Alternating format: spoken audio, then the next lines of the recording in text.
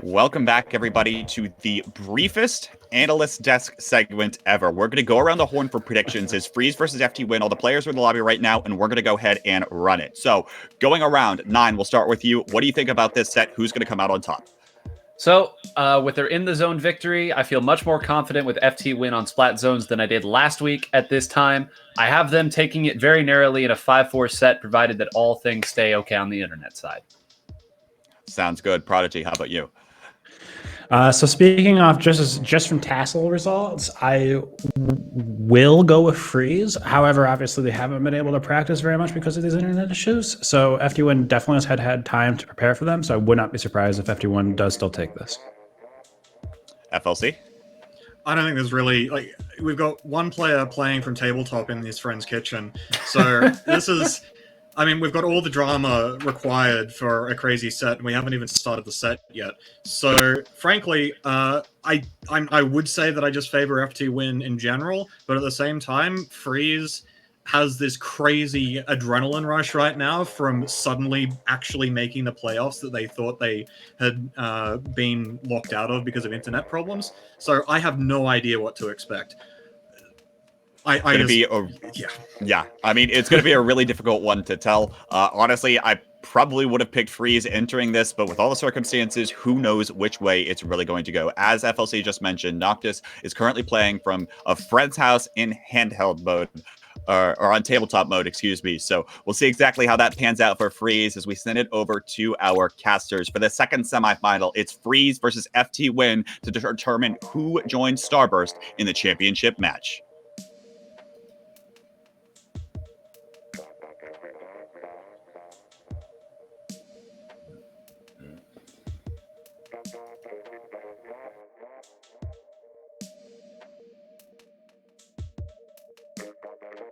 Welcome back, everybody, to our second match of the day, second semifinals, FreeZe versus FTWin. Took a little bit to get off of the ground, didn't it, Rissa? But I'm here, struggling to co-caster, or main caster, I guess. Rissa helping me out, and we've got a hell of a match ahead of us, do we not?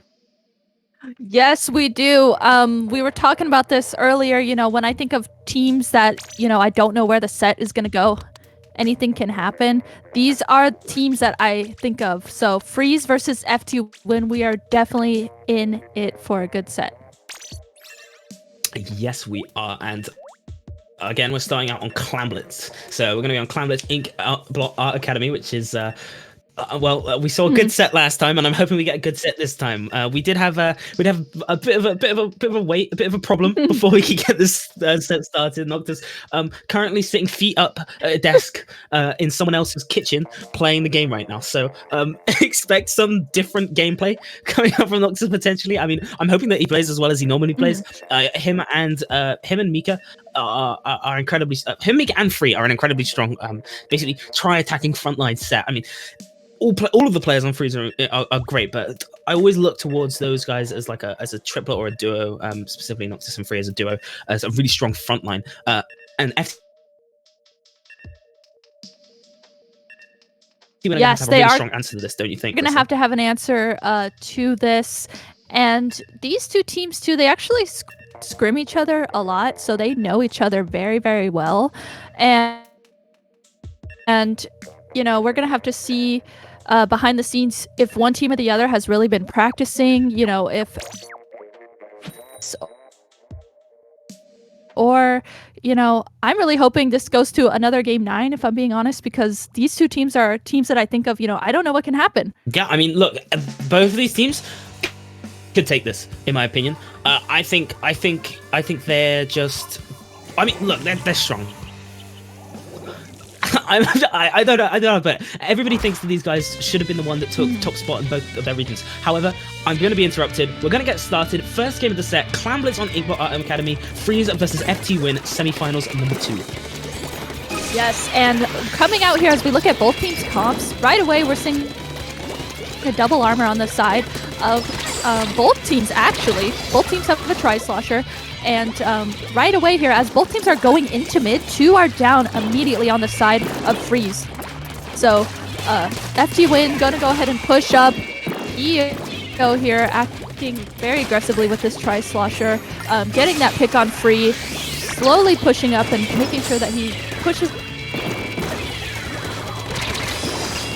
up carefully. Yeah, huge gameplay there on that one.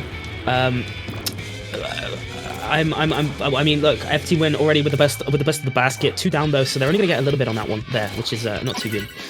Yeah, and FTWin here was able to go ahead and score 1 clam in. As they were pushing up, they got map control, they had some specials ready there, but they didn't quite have any clams to follow up that push. So right now, FreeZe does have 19 clams on board, but 1 does go down on the side of FreeZe, and FTWin already has 14 clams ready.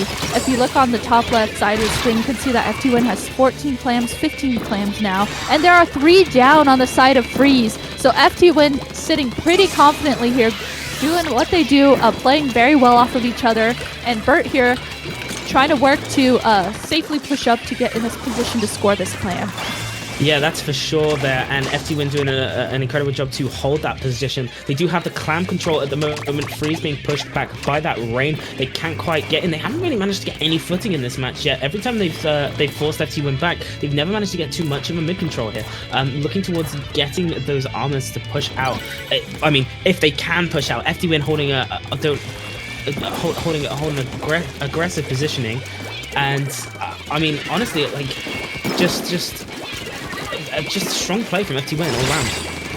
Yeah, they again too, both teams have double armor here, but FTWin's double armor, I feel like they're just chaining very well off of each other. So FTWin is doing a great job at chaining their armors together. Right now we see them working to keep the basket open. Keo is under the basket here, making sure he just juggles around with this Tri-Slosher. Finally gets called out though by FreeZe, and now FreeZe is starting to try and, you know, focus up Shaq and Biscuit over here to get them. But Biscuit, Inkjet out, gets the pick, but does get sniped in turn by Zera. Yeah, huge play there. Again, it's just been FTWin holding that control consistently. It's intense. Like Zera's with, well, I mean, we barely even mentioned this Squiffer. Just a great pick, interesting pick, but a strong pick at that. FreeZe finally getting 2 down from FTWin, so an opportunity for them to push in. They can become aggressive. They've got the inkjets out, they've got the arm out. Mika's going to be able to get that clam in, so they're going to have something to start here. They need to get some opening picks to get some more clams. In fact, they just need more clams in general. They only have 4, and they don't have control of the plat. So FTWin already just basically wasting time, managing to get the pickup picks, and that's FreeZe. Their opportunity squandered, only managing to get it down to 71 on that push. Yeah, that was a small push, and now FTWin, another clam. So they have 2 power clams ready for a counter push. And right now we're seeing both of the teams here trying to work up pain around mid. FTWin has great mid control right now as they have 3 specials online. We're seeing Free using those missiles there to try and counter the 3 specials that FTWin has ready. So, but looks like FTWin here, Bert leading the charge, gonna go ahead and score this clam and keep the pressure up as 3 are down on the side of FreeZe right now. I'm not gonna lie, well, I mean, that's the knockout, but Noctis was in the enemy spawn. I assume it was an attempt to stop the clam from being picked up and jumped in, but that's not gonna do much if FTWin are mounting such a strong push on your plat. And I guess, well, I mean, it's FTWin's game. FTWin taking it all the way for the first match and making it look quite easy against FreeZe, which not really expected. Yeah, they did make that look very easy. I think something I just really stood out to me is the way they were chaining the double armors. I mean, they were playing very well off of each other. It was making it, you know, that much harder for FreeZe to be able to break those armors. You know, with a Squiffer too, that's not something you want to see is a double armor straight ahead. It's the Shaq difference, and like, I mean, look, FTWin just putting on a clink. They controlled the flow of the match. FreeZe not looking bad. They definitely managed to get some. They managed to break FTWin's like line quite often, but they never really got a substantial push going, which is somewhat troublesome for them, or at least somewhat troublesome for their future. However, that being said, we are going into the FreeZe map pick next on Splatzone's new Albacore Hotel. So I'm very interested and how this one's going to work out. And what do you think, Krista? For this one in particular, I think that we're going to hopefully on the side of FreeZe see a charger come out. I mean, this is a map where you want to have range, this map and mode. And also, you know, I know that FTWin, they have a counter. They have counter weapon picks that I've seen them use. Like I've seen Bursty on the 96 Scal as the armor for FTWin. So, you know, I'm wondering if that's going to come back out, if they're going to adapt the way I've seen them before with weapons that have more range. Yeah, interesting. Oh well, as we say that going into this match, what was that? Is that the Rapid Pro Deco and the E-liter as well coming out from FreeZe? So they're definitely going to be buying into that range. I'm looking forward to that because Noctis used to be known for his Rapid Blaster, incredibly strong player in that regard. FTWin on the other hand, bringing out a more typical comp. They've got the CDS, who also a Rapid of their own, and the Nautilus as well, which is super interesting. Yeah, it is interesting. And definitely haven't really seen FTWin pull out a Rapid, which I think is a great pick for this map too. As we see right away here, FreeZe did get control of the zone. They got the score down to 79, but FTWin here was able to follow up, work together to push into the zone, and now their lead is going to go ahead and flip onto FTWin's side as they have used their armor now, and Biscuit, I believe that is using that Inkjet with the armor to push FreeZe back. I mean, FreeZe doing an incredible job avoiding that special and the baller as well. Mika and Free do end up going down, but they were doing an incredible job avoiding the shots from that. Not just staying alive, looking for a pick. Oh, the crapid gameplay there. And is that the Biscuit fall off? You know he's clipped that. You know he's clipped that, and he's putting that on Twitter. He gets the fall off onto Noctis. Kill does go down on the front line, but that counter is ticking down further and further while Biscuit is on the zone and holding it tight. Yeah, Biscuit here. I like that Biscuit's holding the zone here, kind of just watching out to see where anyone is coming out. And right here, there are two down on the sides of FreeZe. We're seeing Zera here trying to frantically paint the zone, but game 2 is going to go ahead and go over to FTWin. FTWin coming out of the gate strong here in the second semi-final, looking 2 up already, and on FreeZe's map pick. So, well, I mean, their choice to go Crapid definitely paying off. I think Kyo making that pick was instrumental in their aggression, and combining that with the fall off from Biscuit was, I mean, it was oppressive. It was tough to fight, and with a weapon like the Rapid Pro Deco and the E-liter, using going against those faster fire rate oppressive weapons like that disrupt their where they're standing, it can be quite troublesome. So I think a very clever pick by FTWin on that map. Yeah, that was a very clever pick. The way I love that both teams came out with a Rapid Blaster. I feel like that's been recently in the meta.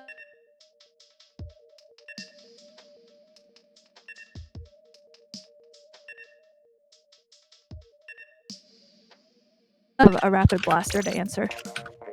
Definitely. Well, yeah, going on to Musselforge now. A tower control. I think potentially a mode that's going to be a bit more in the way of, well, it could be a bit more in the way of FreeZe in my mind. As the Analyst was saying, Splat Zones was typically FTWin's weaker mode, but they were looking quite strong on there, especially on the Albacore map, which was a lot wider. So looking into Musselforge, I'm curious how FreeZe are going to take that, or at least they're going to press that with their composition. Looking for big things coming out from the backlines of FreeZe, especially considering it's completely different to, FTWin don't run a backline. They're a full quadruple frontline composition. So maybe getting that usage out of the backline is going to be key for their victory.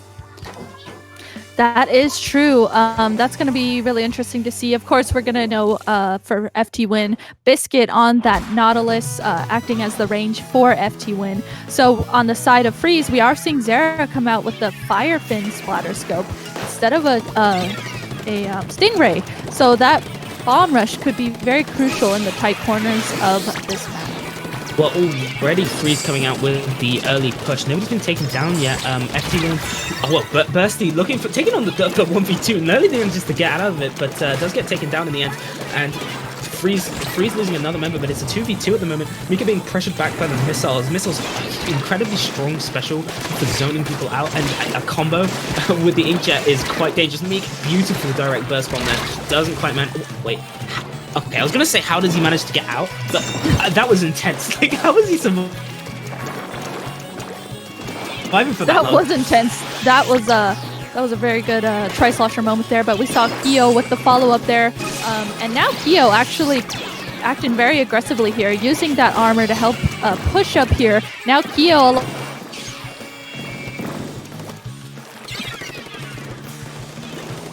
Teams showing up now at the showing us what they've got. The tower does continue to push forward for FTWin. They do manage to get that first checkpoint. Looking for the second now. FreeZe has already lost the member. Free going down.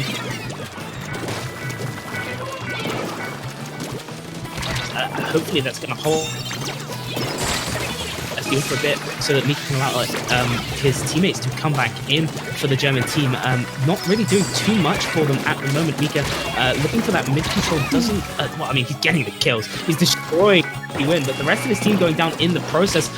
I think that was a bit of a delayed triple, but a triple nonetheless. Definitely something crazy coming out there. That was a great triple there. Now that their team is there able to follow up, you can see that they made the call out where Biscuit is, because they know that Biscuit's the last member up, but Biscuit here is just holding on, not bothering to jump out at all, keeping up the aggression. He knows that his teammates will be back in mid with him at any second here. And now Biscuit gonna go ahead and push up, get one pick, and now there's 2 down on the side of FreeZe, but there's also now 2 down on the side of FTWin. So a lot of juggling, just both teams back and forth here in mid.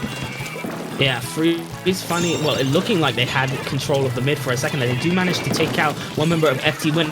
An opportunity for them to push. They need to start working towards getting those specials, getting that aggression going. Free looking for an early pick. They're going to be able to get to that first checkpoint, potentially coming through. Zaraz with a bomb rush, going to be huge. The missiles disrupt for a little bit, but it's enough time for them to get that checkpoint. And that is going to be the lead. Still a shaky lead, not good enough yet. Kyo trying to stop the tower at the moment.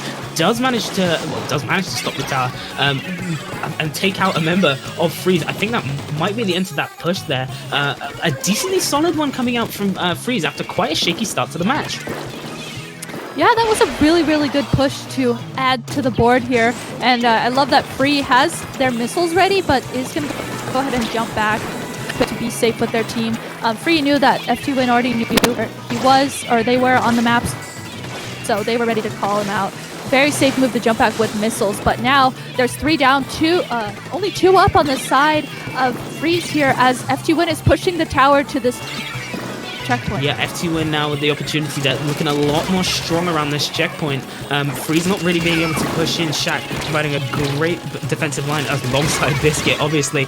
Biscuit pushing into spawn, managing to pick up 2, looking for a 3rd as well. Incredible gameplay from him, and I mean incredible gameplay from FTWin as they push through that final checkpoint and look towards knocking this one out.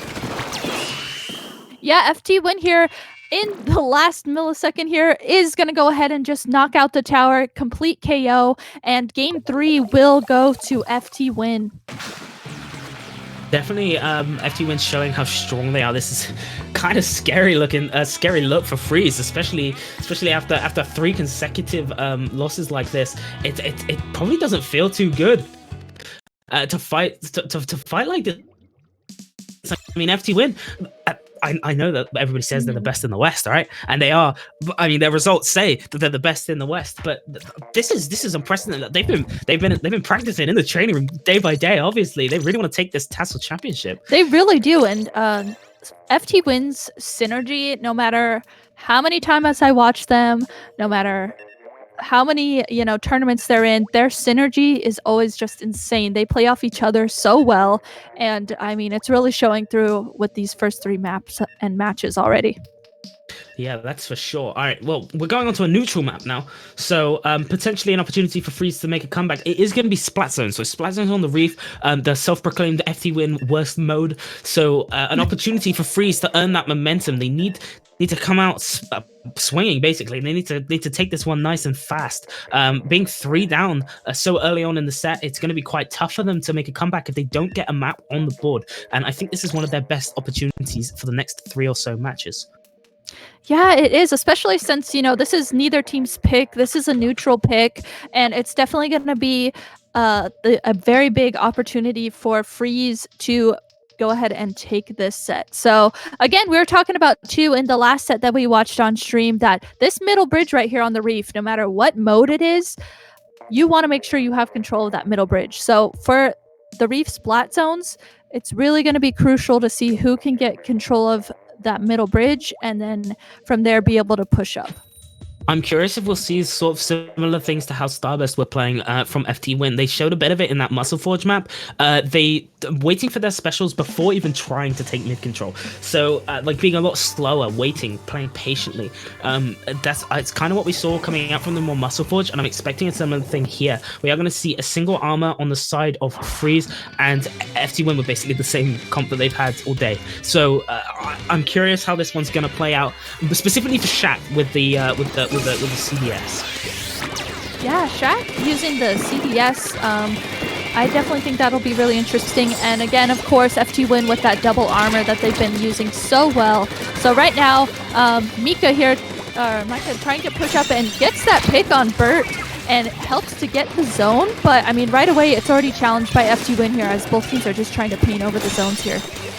Yeah, looking at least a decent start for FTWin, for FreeZe, in fact. They did manage to get a couple early picks. They are going down now, but it looked somewhat strong. Maybe a little bit of a promising look. Maybe that bridge control would have been a bit more important as Biscuit manages to take out Mika with a really good inkjet shot. FTWin holding a little bit further back, not looking to hold that bridge as tight, potentially scared of Zaraz on the charger, playing around that long range. They know they don't have a charger of their own to fight that, so they don't want to approach it.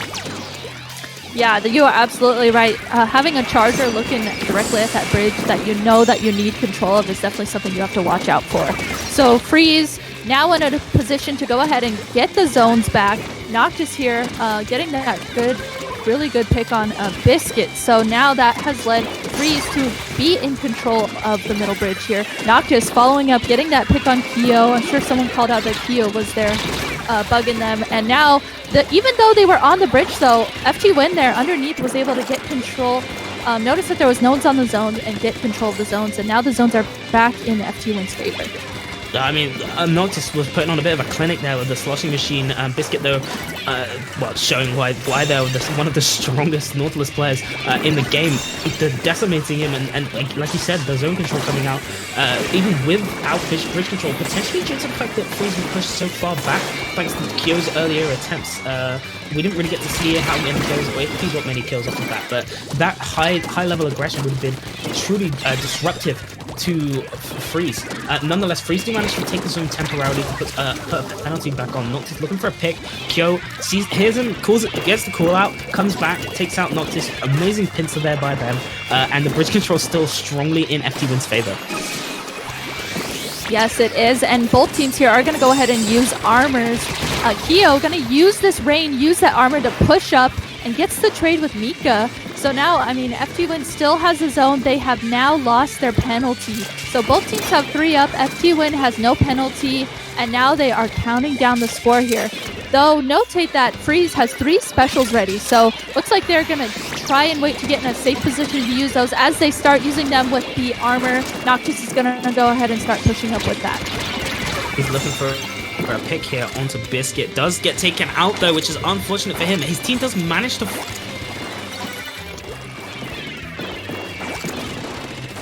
had the inkjet or wanted to keep Biscuit away from that zone control to manage to get the flip in time. So they put the penalty down. It's not going to be a solid keep. Biscuit does put the inkjet, but perhaps a little bit too prematurely. Doesn't matter though. Manages to take out Noctis. A huge pick. The rest of the team can feed off of that one as another member drops for FreeZe, and that counter starts keeps on ticking on down. They want to burn through that penalty as fast as possible. Yes, they do. That 25-point penalty that FTWin has. They just need to get through that. As on the side of FreeZe, I mean, there's 2 down here.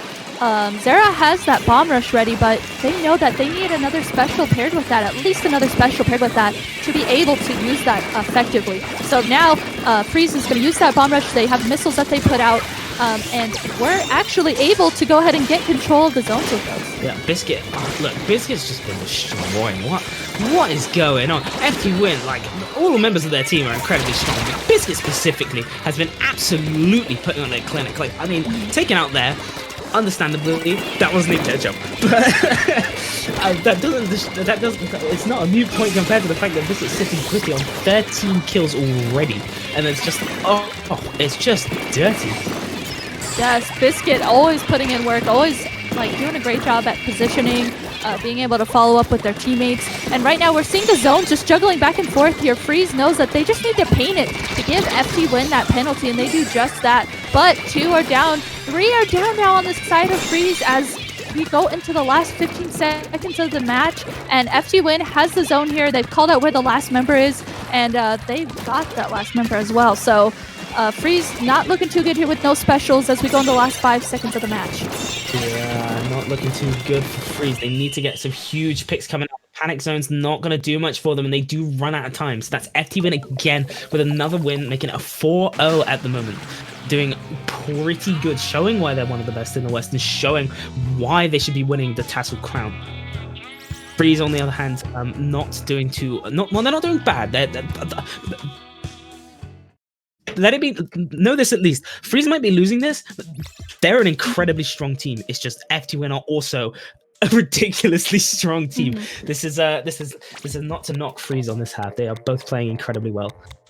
Yes, and you know, I mean, FTWin, I'm sure they've been really working hard behind the scenes. So I mean, their synergy right now is just insane. They're playing so well off of each other. And FreeZe too, they're doing a great job at trying to like keep their specials to work together. They're not trying to like pop them willy-nilly. They're trying to pair them up together. It's just that FTWin is kind of doing a great job at countering the specials playing defensively. Well, I mean, in the good way at least, there wasn't a knockout this match. So it could be a sign that FreeZe are coming back. They've got they're warming up. I mean, they've been in a rough situation. A lot of anxiety obviously around this match due to what happened beforehand. So potentially they're getting into the zone, they're getting into the mood, and we are going on to one of their map picks, which is Piranha Pit tower control. So hoping that FreeZe come out this with the Piranha Pit tower control, and they're gonna start their own, or maybe a reverse sweep. You never know. They could come out with a reverse sweep at this point. There's still the chance of that one.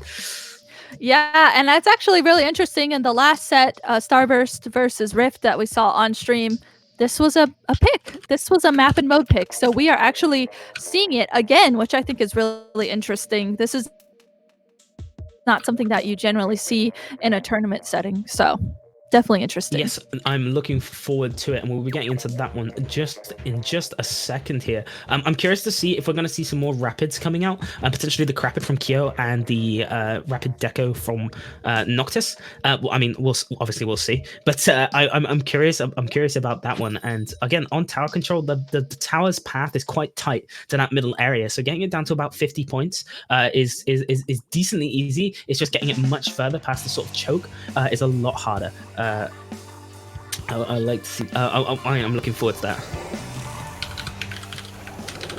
Yes, and as we start the match here, both teams are coming out with the weapons that we get to see. So on this side of FreeZe, we're going to see a custom jet squelcher from Zera. So going to use that Stingray for this map, of course. And then on the side of FTWin, the one switch that we are seeing is Kyo onto that slot. Coming out from Zera,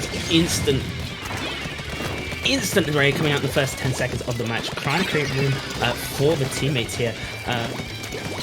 FreeZe, they do lose 3, and in fact they lose 2 members quite early on, but there is still an opportunity for Zera's to get another ray and delay this. Does take out Shaq in a beautiful display, and Zera's very close to that ray, looking towards slowing that tower down on that checkpoint and going just Yes, very well.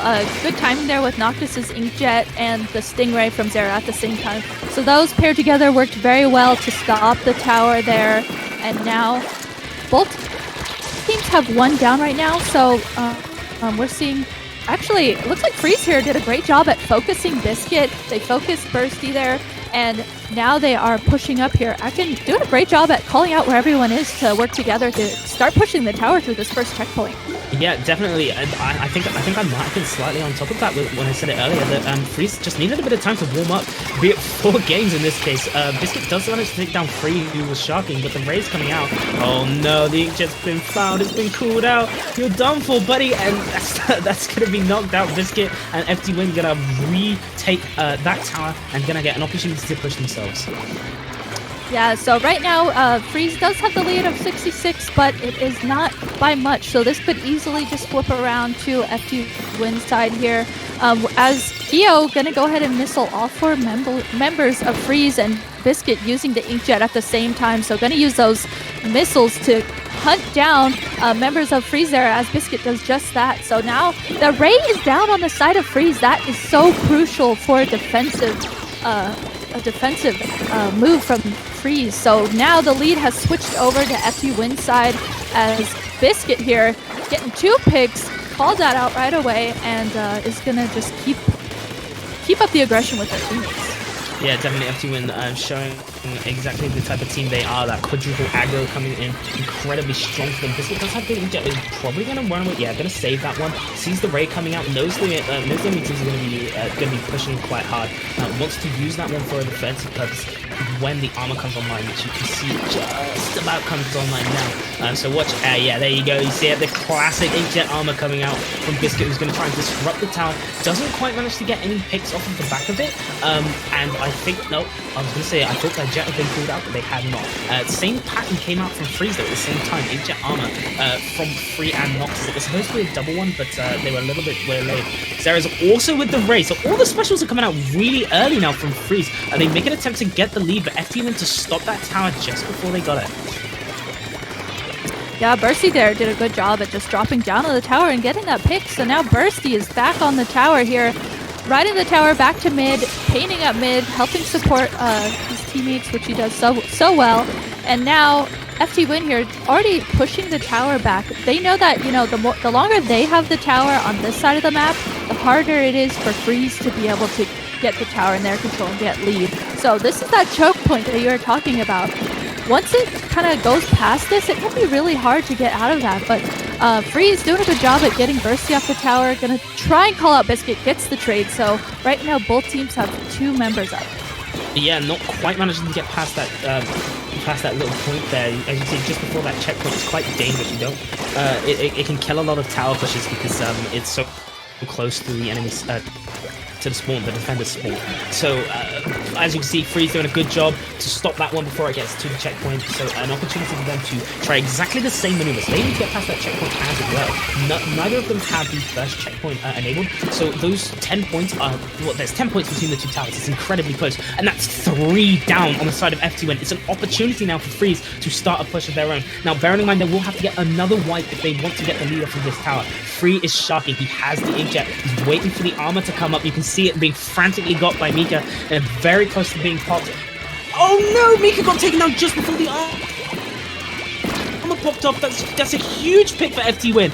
That's going to completely disrupt the tower push. Yes, from it FreeZe. is. That you saw Free there just waiting for that armor to be able to use that. Free going to get a really good pick though with the main weapon on Bursty there. So now FTWin doesn't have their armor right now here, as we're seeing Free, you know, gonna go ahead and use the inkjet against Bursty, gets the pick on Bursty, but there's 2 down right now on the side of FreeZe, and Shaq and Bursty hop on the tower. Game 5 is gonna go ahead and go to FTWin.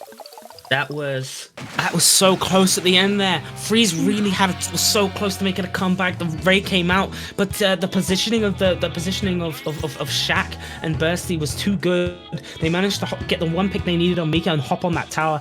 Incredible gameplay from FTWin to stop that just before they lost it. And FTWin, yeah, like you said, taking this 5-0 in quite decisive fashion. Yes, very decisive fashion. I mean, but that last game though, I mean, the score there, as you can see, it was really close. It could have easily just spiraled into one direction or the other. So that was very close, the last match that we got to see. Intensely close. I was incredibly interested in. Well, I mean, it was a match that I was really looking forward to, and I mean, I'm not saying it wasn't. It definitely wasn't disappointing, but I feel like we could have seen more from FreeZe. They played incredibly well, regardless of that. Especially considering the situation they were in. Taking that last game, nearly taking it was like 8 points within it, super close to taking that one. But FTWin again, showing why they're so strong, showing why they are one of the most powerful, teams in the Western scene. Yes, they did a great job at that. So that means, everyone, that in grand finals of TASL2, we are going to see FTWin versus Starburst. NA, full on NA finals. So Yep. us EU frogs gonna have to run all the way back, cry a little bit, talk about how our region's the best. What do you mean? How did we lose? But I mean, it's bound to be a good set. We are going to be leaving you, so me and Marissa's job are done here. We were done with the semifinals. We're going to be giving you over to, after a short break and after an analyst session, you're going to be going over to Matt Ninja and 9 Whole Grains, I believe, for your grand finals. So star-studded grand finals cast, in my opinion. Yeah, it's going to be awesome. So don't go anywhere, guys. We will be right back for the analysis desk and then grand finals.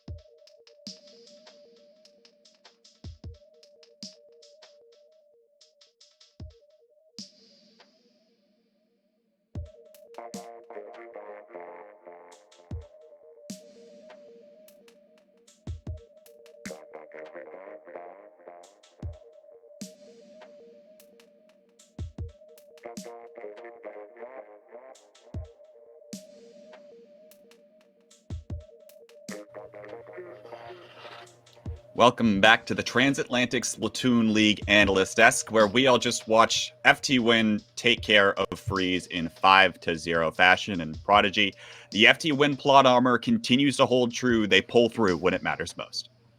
The plot armor is thick for FTWin. Granted, it's not entirely a plot armor. It just so happened that, their opponents lose the internet for a few weeks. It's not their fault. No, I'm joking. It was very well played, and I think really, for me, seeing the return of Shaq, the one moment that just stuck out to me is on the Reef Zones game in particular. Biscuit goes in deep. So first of all, Kyo goes in deep, then Biscuit goes in deep, and then two members of FTWin are painting around Biscuit so Biscuit can retreat after going in deep. And just that synergy going there is really turn. Yeah, and it's a lot of that synergy is what makes FTWin so strong, and it's all about having that core roster to begin with. But FLC, of course, the circumstances around FreeZe, we were hopeful that, maybe they'd be able to pull something there, but I guess it just fell a little bit short today. Yeah, I mean, we can talk about the circumstances for as long as we like, but I will say that it did actually seem as though, obviously FTWin absolutely dominated the set, but at the same time, you could tell that FreeZe needed to warm into the set in much the same way that I think we were talking about with Starburst in the previous set. And the problem was that there were each of the games, one or two of their players would be playing really, really well and would be having a great game, but then the synergy just wouldn't quite be there, right? So typically with FreeZe, what we're looking for is a kind of bait and switch play style where someone takes aggro, starts getting shot at by the enemy team, they retreat, they're already on the move back, so they're sort of anticipating this kind of damage coming up, and then their teammates come in to clean up. And the problem is that when the team is a little bit desynced, you'll still take aggro and then run away, but then your team's not there to back you up. And that's kind of the main thing that we were missing from FreeZe. And of course, again, yes, we're always going to be asking questions about the scenario, but at the same time, you could still see that FreeZe was playing well, in the sense that they still had these really great retakes on the Reef Zones game.